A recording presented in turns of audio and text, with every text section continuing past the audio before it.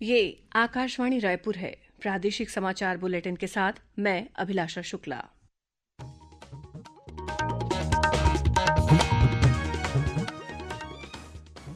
और अब पेश है आज के मुख्य समाचार। मरवाही उपचुनाव के लिए नामांकन दाखिल करने का कल अंतिम दिन। भाजपा प्रत्याशी गंभीर सिंह सहित अब तक कुल 7 लोगों ने नामांकन दाखिल किए। मुंगेली जिला स्तरीय जाति प्रमाण पत्र सत्यापन समिति ने जनता कांग्रेस छत्तीसगढ़ के प्रदेश अध्यक्ष अमित जोगी की पत्नी ऋचा जोगी का जाति प्रमाण पत्र निलंबित किया। राज्य में लोगों के भोजन में पौष्टिक तत्वों की पूर्ति और कुपोषण से मुक्ति के लिए 1 नवंबर से फोर्टिफाइड राइस वितरण योजना शुरू की जाएगी।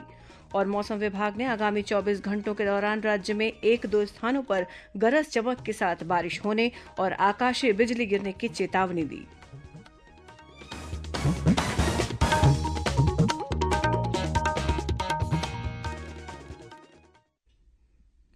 कोरोना महामारी के खिलाफ देश एकजुट होकर लड़ रहा है।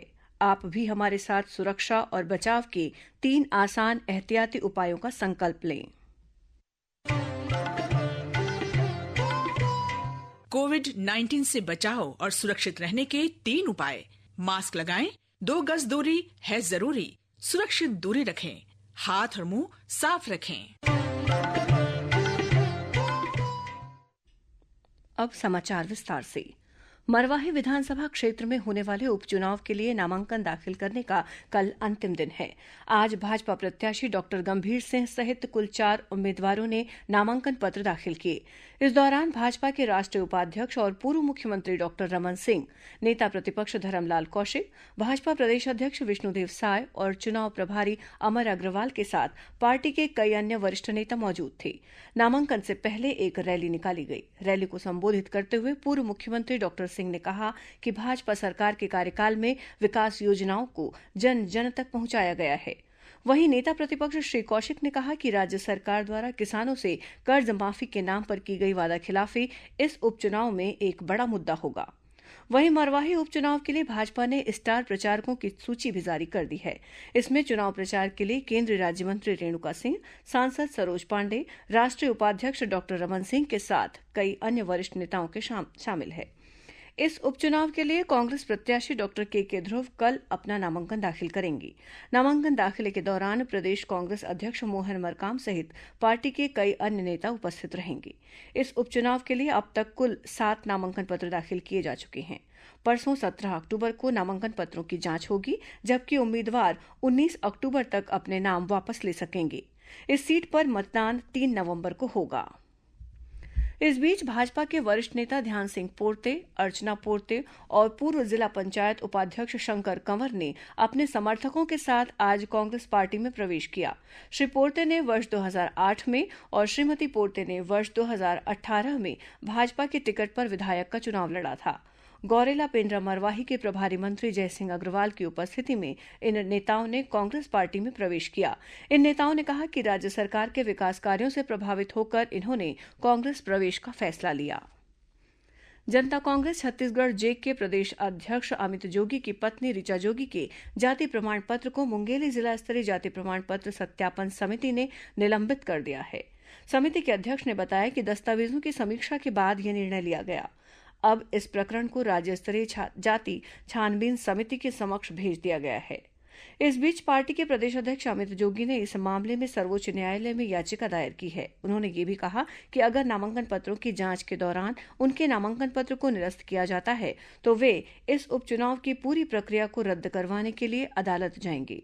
श्री जोगी ने कहा कि राज्य छानबीन समिति द्वारा उनके जाति प्रमाण पत्र को निरस्त नहीं किया गया है, इसके लिए वे वैधानिक रूप से मरवाही में उपचुनाव लड़ने के पात्र हैं। राज्य में लोगों के भोजन में पौष्टिक तत्वों की पूर्ति और कुपोषण से मुक्ति के लिए आगामी 1 नवंबर से फोर्टिफाइड राइस वितरण योजना की शुरुआत की जाएगी। पायलट प्रोजेक्ट के रूप में ये योजना कोंडागांव जिले से शुरू होगी। आयरन और विटामिन युक्त फोर्टिफाइड राइस का वितरण सार्वजनिक वितरण प्रणाली पीडीएस और अन्य योजनाओं के तहत किया जाएगा। गौरतलब है कि इस योजना के शुरू करने की घोषणा मुख्यमंत्री भूपेश बघेल ने अपने बजट भाषण में की थी। इसके लिए बजट में 5 करोड़ 80 लाख रुपए का प्रावधान भी किया गया है। केंद्र सरकार ने कोरोना वायरस के दुष्प्रभाव को रोकने के लिए सभी विभागों को आवश्यक निर्देश जारी किए हैं।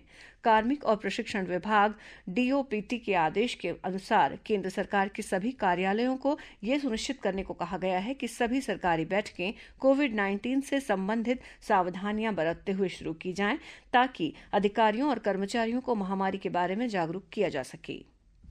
राज्य में कोरोना संक्रमित मरीजों की मानसिक परेशानी और तनाव को दूर करने में काउंसलर की मदद ली जा रही है। मानसिक परामर्श की इस सुविधा को लेने के लिए कोई भी व्यक्ति टोल फ्री नंबर 104 पर फोन कर सकता है। फिलहाल ये व्यवस्था राज्य के कुछ जिलों में लागू है। जल्द ही ये सुविधा पूरे राज्य में शुरू की जाएगी। संचालक स्वास्थ्य सेवाएं नीरज बंसोड़ ने बताया कि प्रशिक्षित काउंसलर की मदद से मरीजों को फोन या वीडियो कॉल कर डर और तनाव दूर करने के उपाय बताए जा रहे हैं। वहीं विशेषज्ञ चिकित्सकों का भी कहना है कि नवरात्र पर्व के दौरान घर से बाहर निकलते समय लोग मास्क का इस्तेमाल अवश्य करें। साथ ही सुरक्षित दूरी और हाथों की सफाई का भी ध्यान रखें। विशेषज्ञों ने बताया कि आदत और व्यवहार बदलकर कोरोना संक्रमण से बचा जा सकता है। वहीं कोरोना के लक्षण रहित मरीजों की पहचान के लिए चलाए जा रहे कोरोना सघन सामुदायिक सर्वे अभियान के तहत दुर्ग जिले में 3,16,000 से अधिक घरों का सर्वे किया गया। इस दौरान कोरोना से मिलते जुलते लक्षणों वाले करीब 2,900 मरीजों की पहचान कर इनका रैपिड एंटीजन टेस्ट कराया गया। इस बीच छत्तीसगढ़ के लोक गायक दीपक चंद्राकर ने लोगों से कोरोना संक्रमण से बचाव के लिए जरूरी सावधानियां बरतने की अपील की है। आकाशवाणी के सभी श्रोताओं को मेरा नमस्कार, जय जोहार।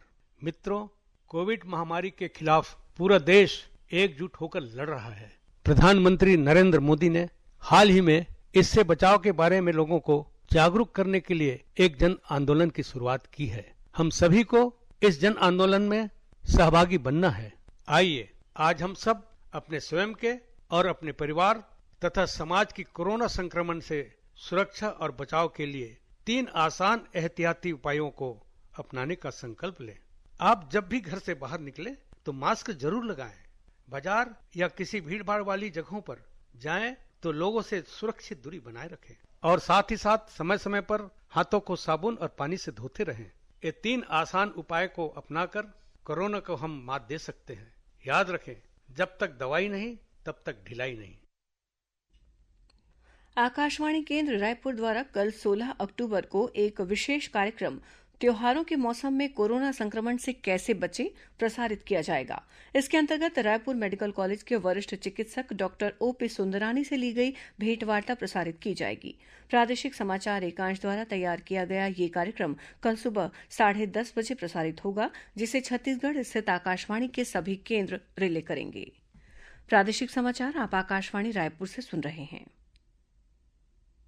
छत्तीसगढ़ की खबरों से है आपका वास्ता और खबरों की विश्वसनीयता से है हमारा वास्ता। आकाशवाणी समाचार रायपुर के प्रादेशिक समाचार बुलेटिन के साथ ही हमारे समसामयिक कार्यक्रम आप रेडियो के अलावा अपने मोबाइल पर भी सुन सकते हैं। आकाशवाणी समाचार फेसबुक, ट्विटर और यूट्यूब पर भी उपलब्ध है। हमारा Facebook page Chhattisgarh news on AIR, Twitter handle CGAIR news और हमारा यूट्यूब चैनल है छत्तीसगढ़ AIR न्यूज। तो अब रेडियो के साथ ही आपके मोबाइल के जरिए भी हम पहुंच रहे हैं आप तक। छत्तीसगढ़ की हर खबर के लिए सुनते रहिए आकाशवाणी समाचार।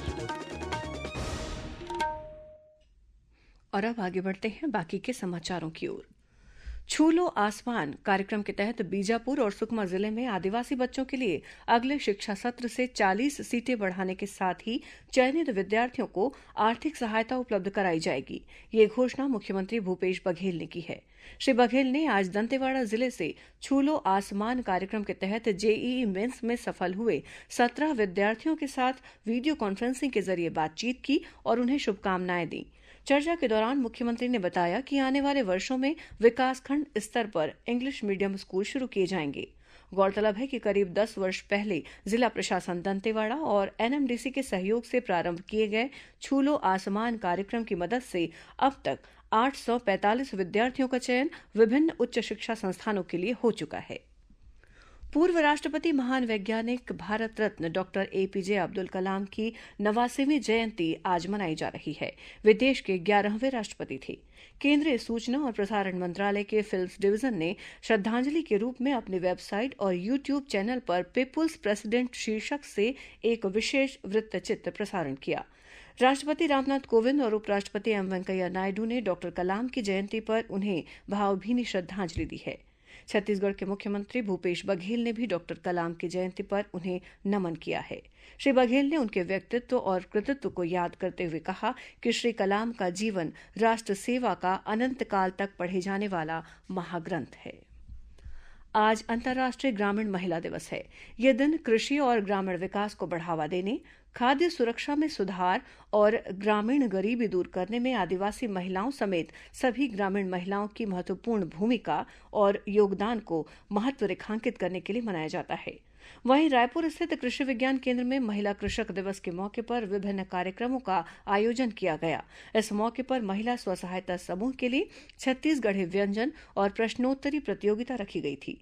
भारतीय कृषि में महिलाओं के योगदान को रेखांकित करने के लिए भारतीय कृषि अनुसंधान परिषद नई दिल्ली और इंदिरा गांधी कृषि विश्वविद्यालय रायपुर के सहयोग से आयोजित इस कार्यक्रम में करीब 35 महिला कृषक शामिल हुई।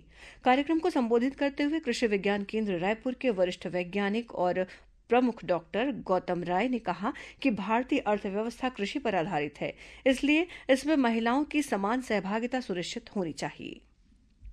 सुकमा जिले में माओवादियों के खिलाफ संचालित अभियान की समीक्षा के लिए एक बैठक आयोजित की गई। स्पेशल डीजी अशोक जुनेजा और सीआरपीएफ के आईजी प्रकाश डी ने किस्टारम में अधिकारियों के साथ माओवादियों से निपटने के लिए बनाई गई रणनीति को लेकर चर्चा की। बैठक में बस्तर आईजी सुंदरराज पी भी उपस्थित थे। इस दौरान अधिकारियों ने जिले में माओवाद प्रभावित इलाकों में पदस्थ सुरक्षा बलों के जवानों के साथ भेंट की और उनका हौसला बढ़ाया। अंबिकापुर पुलिस ने रकम दोगुना करने के नाम पर करीब 1 करोड़ रुपए की ठगी करने वाले गिरोह के 3 आरोपियों को गिरफ्तार करने में सफलता हासिल की है। पुलिस के अनुसार अधिक ब्याज देने के नाम पर इस फर्जी कंपनी के संचालकों ने अंबिकापुर में करीब 175 लोगों से लाखों रुपए की धोखाधड़ी की और इसके बाद अपना ऑफिस बंद कर फरार हो गए। शिकायत मिलने के बाद पुलिस की टीम ने गिरोह के 3 आरोपियों को रायपुर से गिरफ्तार किया। पुलिस के अनुसार आरोपियों ने ठगी की रकम से बिहार, महाराष्ट्र और मध्य प्रदेश में कई स्थानों पर जमीनें खरीद रखी थीं। उधर दुर्ग में भी एक राजनीतिक दल के नेता के खिलाफ जमीन दिलाने के नाम पर धोखाधड़ी करने के मामले में पुलिस ने अपराध दर्ज किया है। यह आरोपी पहले से ही जमीन की धोखाधड़ी के एक अन्य मामले में जेल में बंद है। राजनांदगांव जिले के अंबागढ़ चौकी में रहने वाली 3 किशोरियों को बहला फुसलाकर भगाने वाले 3 आरोपियों को पुलिस ने गिरफ्तार कर लिया। अजरकुंड गांव की 3 किशोरी बालिकाएं बीते सोमवार को अचानक घर से गायब हो गई। परिजनों की शिकायत पर पुलिस ने बालिकाओं को बरामद कर आरोपियों को गिरफ्तार किया। बताया जाता है कि ये आरोपी किशोरी बालिकाओं को काम दिलाने का झांसा देकर दूसरे राज्य में ले जाने की तैयारी में थे। BSc in hospitality and hotel प्रबंधन के 3 वर्षीय स्नातक डिग्री पाठ्यक्रम में प्रवेश के लिए इच्छुक विद्यार्थियों से ऑनलाइन या ऑफलाइन आवेदन आमंत्रित करने की तिथि बढ़ाकर 19 अक्टूबर कर दी गई है। State institute of hotel management से मिली जानकारी के मुताबिक जो विद्यार्थी किन्हीं कारणों से जेईई की परीक्षा में शामिल नहीं हो पाए हैं, वे भी डिग्री कोर्स के प्रथम वर्ष में सीधे प्रवेश प्राप्त कर सकते हैं। डिग्री और डिप्लोमा पाठ्यक्रम में प्रवेश के लिए किसी भी विषय से 12वीं की परीक्षा पास होना अनिवार्य है। शहीद वीरनारायण सिंह स्मृति और गुरु घासीदास सामाजिक चेतना तथा अनुसूचित जाति उत्थान सम्मान के लिए 20 अक्टूबर तक आवेदन आमंत्रित किए गए हैं। इच्छुक व्यक्ति या संस्था नवा रायपुर के इंद्रावती भवन स्थित आदिम जाति और अनुसूचित जाति विभाग के कार्यालय के नाम अपना आवेदन भेज सकते हैं। इस संबंध में और अधिक जानकारी के लिए विभाग की वेबसाइट देखी जा सकती है। और पेश है मौसम का हाल। मौसम विभाग ने आगामी 24 घंटों के दौरान राज्य में 1-2 स्थानों पर गरज चमक के साथ बारिश होने और आकाशीय बिजली गिरने की आशंका जताई है। रायपुर स्थित मौसम विज्ञान केंद्र के अनुसार दक्षिण मध्य महाराष्ट्र और दक्षिण कर्नाटक के ऊपर एक निम्न दाब का क्षेत्र बना हुआ है। साथ ही मध्य बंगाल की खाड़ी से पूर्व मध्य अरब सागर तक एक द्रोणिका बनी हुई है। इसके असर से राज्य के कुछ स्थानों पर हल्की से मध्यम बारिश होगी। राजधानी रायपुर में आज सुबह से बदली छाई रही और रुक रुक कर बारिश होती रही। अंत में कुछ खबरें संक्षिप्त में। संघ लोक सेवा आयोग नई दिल्ली द्वारा आयोजित इंजीनियरिंग सर्विस परीक्षा 18 अक्टूबर को रायपुर जिले के निर्धारित परीक्षा केंद्रों में 2 पालियों में संपन्न होगी। जिला कलेक्टर ने इस परीक्षा के सफल संचालन के लिए अधिकारियों और कर्मचारियों को जिम्मेदारियां सौंप दी हैं। गरियाबंद जिले के देवभोग तहसील में पदस्थ एक लिपिक ने खुदकुशी कर ली। मृतक ने सुसाइड नोट में अधिकारियों द्वारा प्रताड़ित करने का आरोप लगाया है। स्वैच्छिक रक्तदान पखवाड़े के तहत महासमुंद जिला चिकित्सालय में करीब 150 लोगों ने रक्तदान किया। आज रक्तदान शिविर के अंतिम दिन रक्तदाताओं को सम्मानित किया गया। महासमुंद जिले के शिक्षकों को संविलियन के लिए कल दावा आपत्ति जमा करने की अंतिम तिथि है। 2 वर्ष की सेवा अवधि पूर्ण कर चुके शिक्षक आवेदन दे सकेंगे। राजनांदगांव नगर निगम की महापौर हेमा देशमुख ने आज बजट पेश किया। महापौर द्वारा करीब 55 लाख रुपए के घाटे का बजट पेश किया गया। महासमुंद जिले की बसना पुलिस ने गांजा तस्करी के मामले में ओडिशा के 2 युवकों को गिरफ्तार किया है। इनके पास से करीब 10 किलो गांजा और एक मोटरसाइकिल बरामद की गई है। वहीं कोंडागांव जिले में भी फरसगांव पुलिस ने एक ट्रक से करीब 4 लाख रुपए कीमत का गांजा बरामद किया। ये गांजा ओडिशा से खरीदकर गुजरात ले जाया जा रहा था। इस मामले में एक आरोपी को गिरफ्तार किया गया है। और जांजगीर चांपा जिले की मालखरौदा पुलिस ने मवेशियों की तस्करी के मामले में एक आरोपी को गिरफ्तार किया है। करीब 40 मवेशियों को एक ट्रक में भरकर पश्चिम बंगाल ले जाया जा रहा था। इसी दौरान पुलिस ने कार्रवाई की।